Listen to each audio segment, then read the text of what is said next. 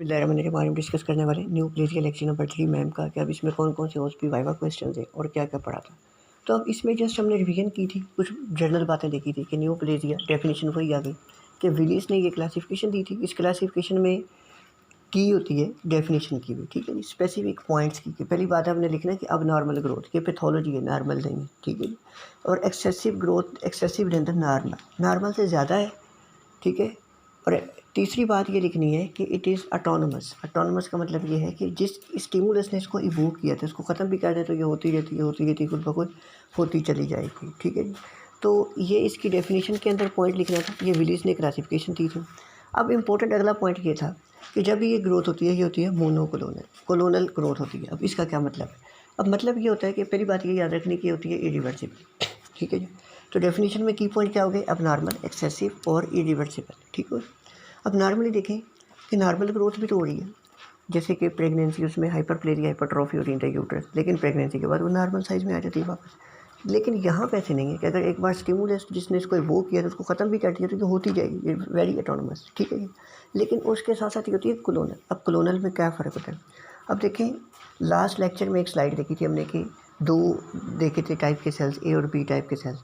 जब होती है ना पॉलीक्लोनल ग्रोथ, इसमें जितने टाइप के सेल्स हैं सारे के सारे ग्रो कर रहे होते हैं। यानी कि जैसे आप हाइपरट्रॉफी हाइपरप्लेजिया है यूट्रस में तो ग्लैंडुलर सेल्स भी ग्रो कर रहे हैं, कनेक्टिव टिश्यू सेल भी ग्रो करें, ब्लड वेजल्स ग्रो करें, फाइब्रोब्लास्ट सारे एक साथ ग्रो कर रहे हैं। ऐसे नहीं कि कोई सेल ग्रो करा कोई नहीं। यहाँ पे क्या होगा कि genetic alteration in the one type of the cell, सिर्फ एक सेल में मसला होगा। वही उस तरह का सेल जो बड़ा होगा, बड़ा होने के बाद वो क्या करेगा?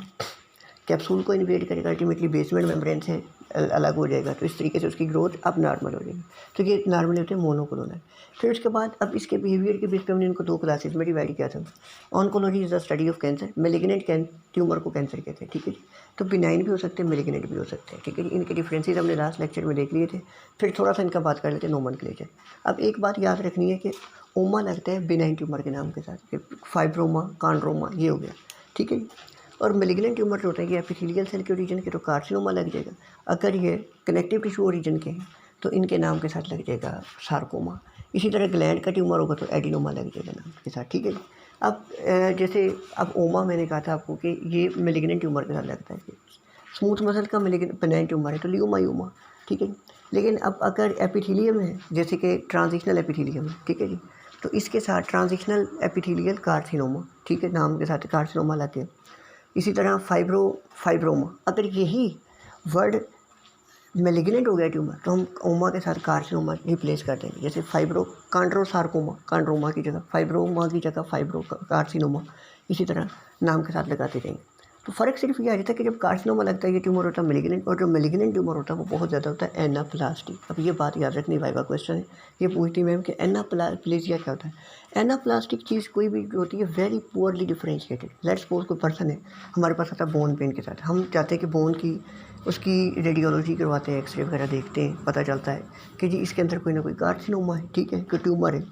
अब वहाँ पे सेल हम देखते हैं, हो सकता है कि ऐसे हो कि ओरिजिनली उसको लीवर का कार्सिनोमा हो, वो फैल के बोन में आ गया।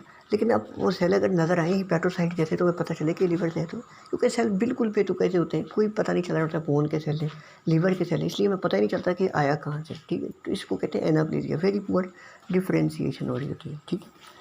तो मेलिग्नेंट ट्यूमर क्या, ये मैंने बताया था कि बिनाइन में एनाप्लास्टिक बिहेवियर नहीं होता, मेलिग्नेंट में होता है। लेकिन कुछ मिसनोमर है, 3 मिसनोमर है, ये वाइवा क्वेश्चन है कि कौन से ऐसे जो ना हमें चीट कर देते कि एमसीक्यू में आएगा तो हम इसको लिख के आएंगे बिनाइन ट्यूमर, लेकिन ऐसा नहीं होगा। ये हो गया, ये बहुत ही ज़्यादा मेलिग्नेंट होते हैं। वो कौन से? सेमिनोमा जो कि टेस्टिस का ट्यूमर है, मेलिग्नेंट ट्यूमर। नंबर 2 मेलानोमा, जिसका आजकल नाम मेलानोसाइट कार्सिनोमा भी कहते हैं। फिर इसके साथ हमारे पास एक और चीज़ आ जाती है जिसको हिपैटोमा, हिपैटोसेलुलर कार्सिनोमा, ये बहुत ज़्यादा मेलिग्नेंट चीज़ है। फिर डिफरेंट तरह के कार्सिनोमा है जिनको आइडेंटिफाई करने के अलग अलग फीचर है। जैसे कि ब्रेस्ट में बहुत ज़्यादा मेलिग्नेंट होता है फाइब्रो एडिनोमा, फाइब्रस टिश्यू भी ग्रो कर रहा होता है और ग्लैंड का भी मसला होता है। इसी तरह स्क्वेमस सेल कार्सिनोमा जब होता है तो उसमें क्या नज़र आता है हमें? उसमें केराटिन पर्ल्स नज़र आ रहे होते हैं, केराटिन की शक्ल नज़र आ रही होती है। इसी तरह एडिनोमा, एडिनोकार्सिनोमा ग्लैंड का ट्यूमर होता है। और इसी तरह बेजल सेल कार्सिनोमा में क्या नज़र आता है? पहली सेड अपीयरेंस नज़र आ रही होती है। तो ये डिफरेंट कार्सिनोमा को आइडेंटिफाई करने के तरीके हैं। फिर आ जाता है जी अब कैंसरस ग्रोथ। अब ग्रोथ जब होती है तो क्या होता है कि देखिए जो भी मेलिग्नेंट सेल होता है ना, ये बहुत रैपिडली ग्रो कर रहा होता है। जब ये रैपिडली ग्रो कर रहा है तो एंजियोजेनेसिस से ये ब्लड वेसल्स खींच लेगा, ब्लड वेसल्स खींचेगा तो ऑक्सीजन खींच लेगा, न्यूट्रिशन इवन इतना तेज़ी से ग्रो कर रहा है कि सराउंडिंग टिश्यूज से भी कि न्यूट्रिशन भी ये खुद ले रहा है, जिसकी वजह से क्या होगा कि वेट लॉस होना शुरू होगा। तो ये कैंसर की वजह से जो वेट लॉस होना शुरू होता है, दिस इज़ कॉल्ड केकेक्सिया। इसके लिए एक ख़ास किस्म की टर्म जो इस्तेमाल होती है, इसको कहते हैं केकेक्सिया। फिर बात आ जाती है डिफ्रेंशिएशन। अब डिफ्रेंशिएशन का मतलब ये होता है कि सेल कितना अपने ओरिजिनल सेल जैसा नज़र आता है। जैसे लेट्स सपोज कोई सेल है, अब मुझे देख के अगर पता चल रहा है कि ये जो है ना बोन का सेल लग रहा है, तो इसका मतलब क्या है कि अभी उसमें इतनी ज़्यादा डिफ्रेंशिएशन ख़त्म नहीं हुई, डिफ्रेंशिएशन है। अगर डिफ्रेंशिएशन ख़त्म होती जा रही है तो इसका मतलब सेल पता ही नहीं चलेगा कहाँ का है, ठीक है जी। और जितनी पुअर डिफ्रेंशिएशन होगी उतना ज़्यादा एनाप्लास्टिक बेबी, जितना एनाप्लास्टिक बेबी होगा ट्यूमर रोस्ट होता जाएगा, ठीक है, रोस्ट कंडीशन की तरफ चलता जाएगा। इसके बाद आता है एनाप्लेजिया। एनाप्लेजिया वही बताया कि वेरी पुअर डिफ्रेंशिएशन या डी डिफ्रेंशिएशन। तो इसमें 4-5 कैरेक्टर थे जो हमने लिखना है कि एनाप्लास्टिक कोई भी सेल होता है तो उसमें क्या होता है, न्यूक्लियर साइटोप्लाज्मिक रेशो बढ़ जाती है, हाइपरक्रोमेसिया, क्रोमाटिन बहुत ज़्यादा प्रोमिनेंट होता है, न्यूक्लियोलाई अपीयर होना शुरू हो जाता है, साइटोप्लाज्म छोटा हो जाता है, न्यूक्लियस बड़ा हो जाता है, माइटोटिक फिगर बनने शुरू हो जाते हैं, ये बहुत इंपॉर्टेंट है, नेक्रोसिस शुरू हो जाती है। अब ट्यूमर के इफेक्ट्स क्या हो सकते हैं, किसी जगह पे भी ये देखिए मेलिग्नेंट है तो वहाँ पे कार्सिनोमा, ब्लीडिंग वगैरह हल्की फुल्की हो सकती है। फिर आती है डिस्प्लेजिया। अब एक टर्म याद रखनी है, एनाप्लेजिया में तो हमने ये 7 कैरेक्टर देख लिए, न्यूक्लियर साइटोप्लाज्म रेशो बढ़ गई, न्यूक्लियोलाई प्रोमिनेंट हो गया, हाइपरक्रोमेसिया हो गया, हाइपरक्रोमेसिया के बाद हमारे पास यहाँ पे माइटोटिक फिगर मिल गए, माइटोटिक फिगर मिल गए हमें, ठीक है जी। Polarity of the cell loss हो गई, ट्यूमर नेक्रोसिस हो गई। लेकिन जो अब का डिस्प्लेजिया ना, डिस का मतलब होता है एबनॉर्मल, एबनॉर्मल ग्रोथ होती है। सेल में मेलिग्नेंसी वाले फीचर आ गए सारे, लेकिन सेल ने भी बेसमेंट मेम्ब्रेन को क्रॉस नहीं किया।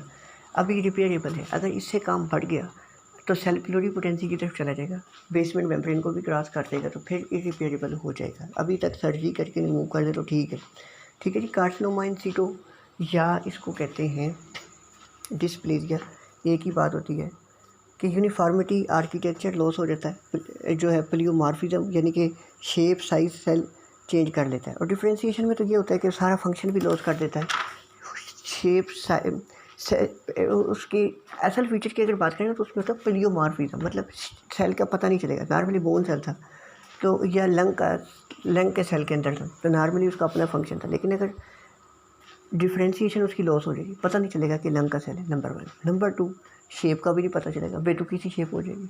नंबर 3, अपना फंक्शन भी छोड़ देगा। नंबर 4, एक्टोपिक सिक्रीशन प्रोड्यूस करना शुरू कर देगा, जैसे कि हम आगे अभी इसको देखते हैं। फिर आता है पैरान्यूप्लास्टिक सिंड्रोम्स। अब ये क्या बताए होती है, अब देखिए पैरा का मतलब होता है समथिंग एल्स।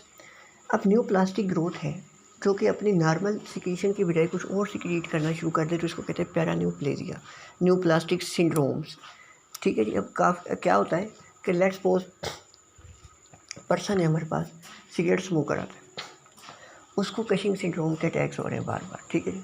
तो हमारा ध्यान ही नहीं जाएगा लंग्स की तरफ, क्योंकि हमें कौन सा सेल वहाँ पे नजर आएंगे कि लंग की तरह के सेल तो बहुत ही ज़्यादा डी डिफ्रेंशिएटेड है, हमें पता ही नहीं चल रहा कहाँ पे प्रॉब्लम है, ठीक है जी। जब तक पूरी बॉडी का सीटी स्कैन नहीं करवाएंगे तो कैसे पता चलेगा कि बॉडी में किस जगह पे कोई डिस्टर्बेंसेज है। हम तो सीटी स्कैन की तरफ जाएंगे, लेकिन अब इसके लिए फिर हमें क्या चाहिए, ट्यूमर मार्कर करवाने चाहिए, जो कि 4th ईयर में हम डिस्कस करेंगे, या स्पेसिफिक इसका पूरी बॉडी का सीटी स्कैन करें, फिर पता चलेगा कि लंग में मसला था, वहाँ से एसीटीएच प्रोड्यूस हुआ जिससे कार्टिसोल पड़ा, और कार्टिसोल के बढ़ने की वजह से बंदे को हुआ कशिंग सिंड्रोम, ये एक वजह।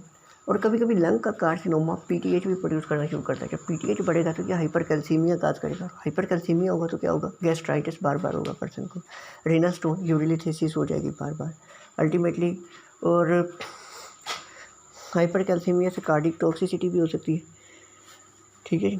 या कभी कभी क्या होता है कि ट्यूमर लंग का बहुत ज़्यादा एडीएच प्रोड्यूस करता है, एडीएच प्रोड्यूस होगा तो बहुत ज़्यादा वाटर रिटेंशन होगी, तो जिसकी वजह से हाइपोनेट्रीमिया की वजह से पर्सन बेहोश हो रहा होगा, ठीक है। इसी तरह अगर बीटा सेल कार्सिनोमा हो गया तो उसकी वजह से क्या होता है कि बहुत ज़्यादा ये मतलब पेंक्रियाज वाले सेल जीआईटी में स्टमक में होंगे, वो क्या प्रोड्यूस करना शुरू करेंगे, इंसुलिन, तो पर्सन हाइपोग्लाइसीमिक शॉक में बार बार जा रहा है, पता ही नहीं चलेगा।